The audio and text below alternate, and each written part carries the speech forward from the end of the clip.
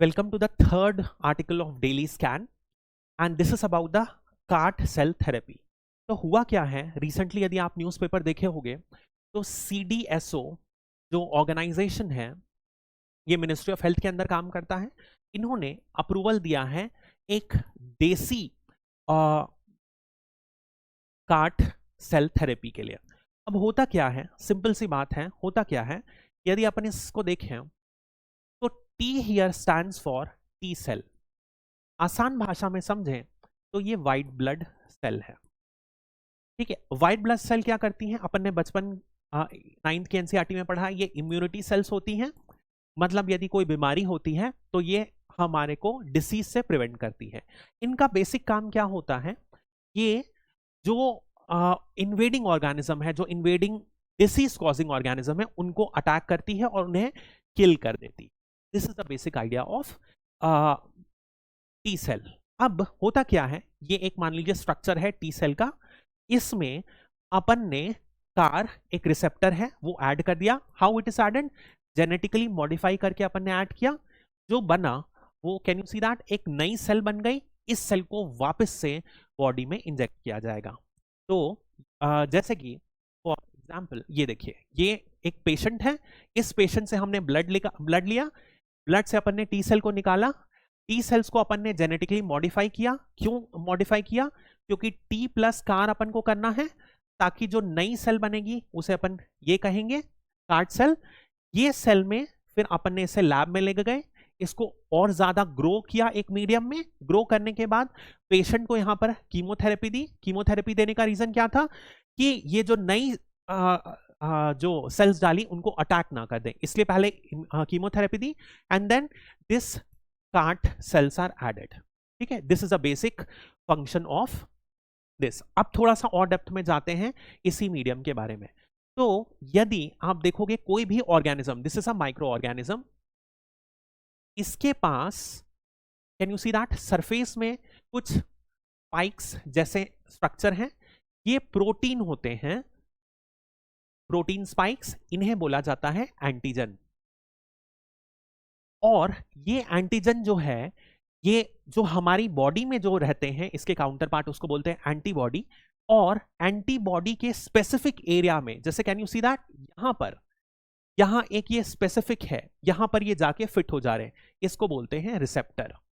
मतलब कि रिसेप्टर में एंटीजन आके जिगसॉ फीट की तरह परफेक्टली फिट आउट हो जा रहे हैं। This is what it is called.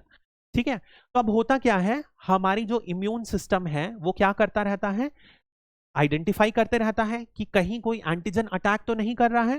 This is what. And यदि टी सेल, क्या यदि टी सेल किसी भी रिसेप्टर को फाइंड करती तो वो क्या करती है, वो रिसेप्टर में जोड़कर उसे मारने की कोशिश करती है। लेकिन कई बार क्या होगा, ये जो माइक्रो ऑर्गेनिज्म है, ये भी अपन ने पढ़ा, ये इवॉल्व होते हैं, ये अडाप्ट होते हैं। तो किसी स्पेसिफिक सिचुएशन में अडाप्ट होने की वजह से ये इससे एस्केप कर गए, and that is the menace that would be caused. ठीक है, इसी के लिए एक थेरेपी डेवलप की गई है जिसे बोला गया है CAR-T cell therapy. Majorly cancer patients में ऐसा होता है। तो जैसे कि कैंसर या ऑटो इम्यून डिसीजेस में होता है, जहां पर वो खुद के पार्ट्स को अटैक करने लगते हैं, तो ऐसे में ये थेरेपी काम आएगी। टी सेल्स को मॉडिफाई करेंगे, जैसे अपन ने देखा, काट करेंगे, और वो बेसिकली करने के बाद क्या रहेगा, ये देखा अपन ने, जेनेटिकली मॉडिफाई करेंगे, ह्यूमन बॉडी में वापस पुट कर देंगे, और this would be in a position to identify the cancer causing antigens. Receptors उनको कैच करके काट जो सेल रहेगी वो उनको मार देगी। सिंपल सी बात यही है, बहुत ज्यादा टेक्निकल टॉपिक है, जाने की जरूरत नहीं है, सिंपल पता होना चाहिए थेरेपी काट किससे रिलेटेड है, टी सेल क्या होता है। For UPSC this is more than sufficient. थोड़ा सा मेंस के पर्सपेक्टिव में यदि पूछ लेते हैं, या कई बार एमसीक्यू थोड़ा डेप्थ में आ जाता है, तो क्या क्या पॉजिटिव्स हैं, जैसे कि कैंसर्स हैं उनके लिए ये, और हो सकता है फ्यूचर में कुछ समय में हो सकता है परमिशन मिल जाएगी, सीडीएसओ ने ऑलरेडी परमिशन दे दिया है।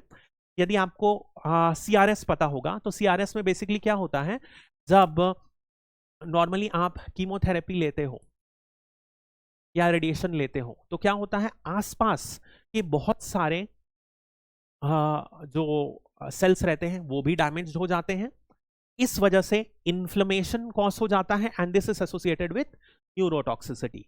तो ये दोनों फिनोमिना कम होंगे इस थेरेपी की वजह से, बिकॉज आजू बाजू के जो सेल्स रहेंगे वो इंपैक्ट नहीं होंगे। It is a targeted attack, ठीक है, ये तो हो गया। And for people who do not have responded to the chemotherapy, जैसे फॉर एग्जांपल बहुत बार कैंसर रिकर हो जाता है कुछ लाइफ टाइम में, उस केसेस में भी ये बहुत हेल्प करेगा। तो किसको परमिशन मिली है? ये नेक्सकार 19, ठीक है, is a type of gene therapy developed. This is the name of the technology, this is देसी काट टेक्नोलॉजी, ये नाम है उस टेक्नोलॉजी का, ध्यान रख लीजिएगा। किसने डेवलप किया है? आईआईटी बॉम्बे ने डेवलप किया है। उन्होंने इम्यूनो एसीटी एक कंपनी है आईआईटी बॉम्बे ने में, उसमें ये फॉर्म हुआ है, ठीक है।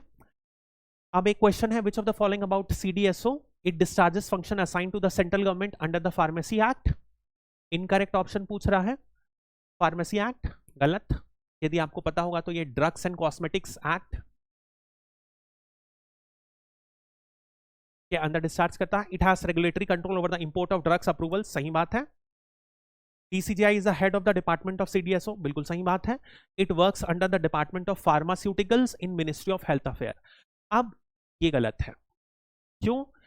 फार्मास्यूटिकल्स आता है मिनिस्ट्री ऑफ केमिकल फर्टिलाइजर्स, इसके अंदर आता है। तो यदि मुझे इस पॉइंट में कंफ्यूजन है तो भी इसी स्टेटमेंट में दो रॉन्ग स्टेटमेंट्स है, तो फोर्थ तो पक्का गलत होगा। तो यदि मैं एलिमिनेशन देखूं, ये गलत है। अच्छा, इनकरेक्ट पूछ रहा है, तो ये या ये तो डेफिनेटली होगा ही होगा। अब मुझे ये पता है तो आंसर होगा 1 and 4। Can you see that? This would be the answer, ठीक है। So this is all about CDSO के मेजर फंक्शंस हैं, regulatory control of the imported drugs, approval of the new drugs and जो भी है, ठीक है। तो ministry of health and family welfare के अंडर काम करता है under the drugs and cosmetics act, ठीक है। So this is all for now, thank you very much.